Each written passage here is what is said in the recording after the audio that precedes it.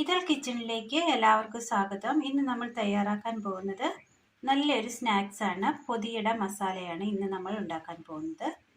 അതിനായി ഇവിടെ ഗോതമ്പ് പൊടി എടുത്തിട്ടുണ്ട്, സേമിയ, സബോള കൊത്തി അരിഞ്ഞത്. ഇനി ഇതെങ്ങനെ തയ്യാറാക്കാം എന്ന് കൂടി നോക്കാം. ഒരു ബൗൾ എടുത്തതിന് ശേഷം ബൗളിലേക്ക് ഗോതമ്പ് പൊടി ഇട്ട് കൊടുക്കാം. ഉപ്പ് ഒരൽപ്പം മതി, മഞ്ഞൾപ്പൊടി, ഒരൽപ്പം ചൂടുവെള്ളം. ചപ്പാത്തിക്ക് മാവ് കുഴയ്ക്കുന്ന പരുവത്തിൽ കുഴച്ചെടുക്കാം. മാവ് നല്ലതുപോലെ കുഴച്ചെടുത്തതിന് ശേഷം ചെറിയ ഉരുളകളാക്കി ഉരുട്ടിയെടുത്തിട്ടുണ്ട്. ഇത് കുറച്ച് നേരം മൂടി വെക്കാം. അടുപ്പത്തൊരു പാൻ വെച്ച് കൊടുത്ത് കട്ട് ചെയ്ത് വെച്ചിരിക്കുന്ന സേമിയ ഇട്ട് കൊടുക്കാം. ഒരൽപ്പം എണ്ണ ഒഴിച്ചു കൊടുക്കാം. ഇതൊന്ന് വറുത്തെടുക്കാം.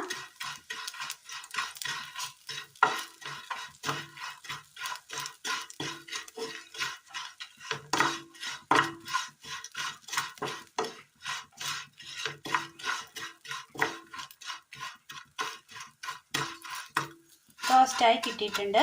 ഇത് തണുക്കാനായിട്ട് മാറ്റി വെക്കാം. അതേ പാൻ അടുപ്പത്ത് വെച്ചതിന് ശേഷം അല്പം എണ്ണ ഒഴിച്ചു കൊടുക്കാം. ഇതിലേക്ക് അരിഞ്ഞു വെച്ചിരിക്കുന്ന സബോള ചേർത്ത് കൊടുക്കാം.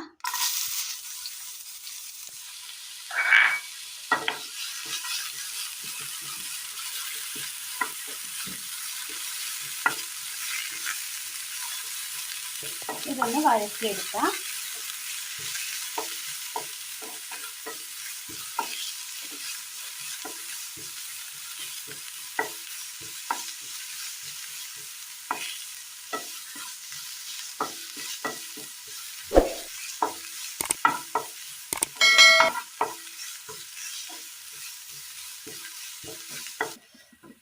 സബോള ചെറുതായി വാടി കിട്ടിയിട്ടുണ്ട്. ഇനി ഇതിലേക്ക്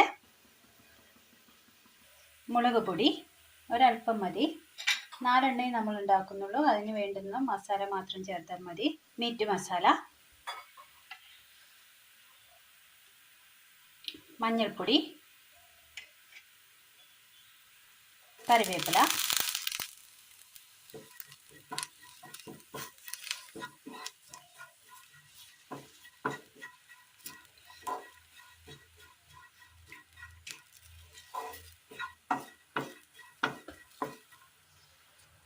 മസാല മൂത്ത് കിട്ടിയിട്ടുണ്ട്. ഇതിലേക്ക് ഒരൽപ്പം ചൂടുവെള്ളം ഒഴിച്ചു കൊടുക്കാം.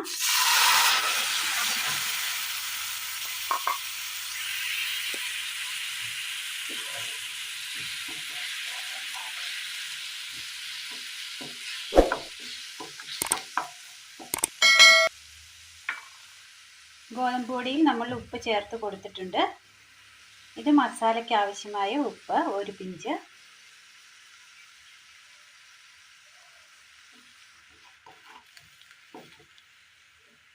ഇത് നന്നായി തിളച്ച് വന്നിട്ടുണ്ട്. ഇനി ഇതിലേക്ക് നമ്മൾ വറുത്ത് വെച്ചിരിക്കുന്ന സേമിയ ചേർത്ത് കൊടുക്കാം.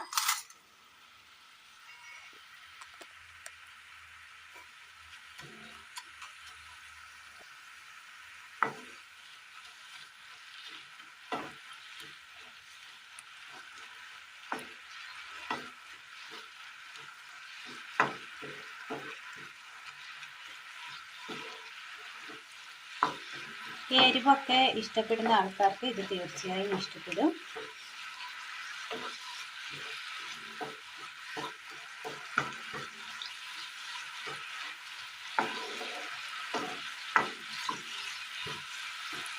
എല്ലാവരും ഒന്ന് ട്രൈ ചെയ്ത് നോക്കണം. തീർച്ചയായും ഇഷ്ടപ്പെടും.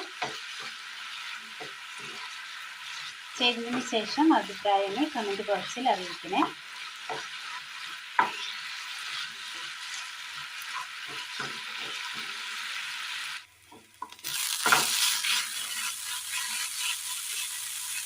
വെള്ളം എല്ലാം വറ്റി നന്നായി വെന്ത് കിട്ടിയിട്ടുണ്ട്.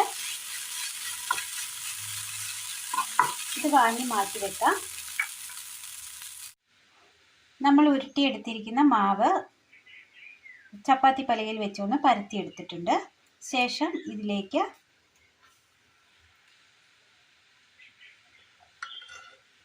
സേമിയയുടെ മസാല നമ്മൾ വെച്ച് കൊടുത്തിട്ടുണ്ട്. ഇനി ഇതിൻ്റെ 4 സൈഡും ഒന്ന് മടക്കിയെടുക്കാം.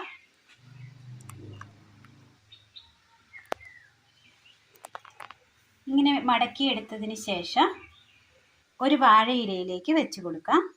ഈ വാഴയിലയുടെയും 4 വശങ്ങൾ മടക്കിയെടുക്കാം. ഇതുപോലെ എല്ലാം ഒന്ന് ചെയ്തെടുക്കാം. എല്ലാം അതുപോലെ പരത്തി പൊതിഞ്ഞെടുത്തിട്ടുണ്ട്.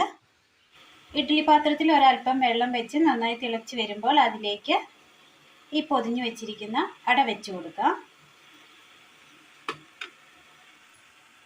ഇനി ഇത് നന്നായി ഒന്ന് മൂടി വെച്ച് വേവിച്ചെടുക്കാം.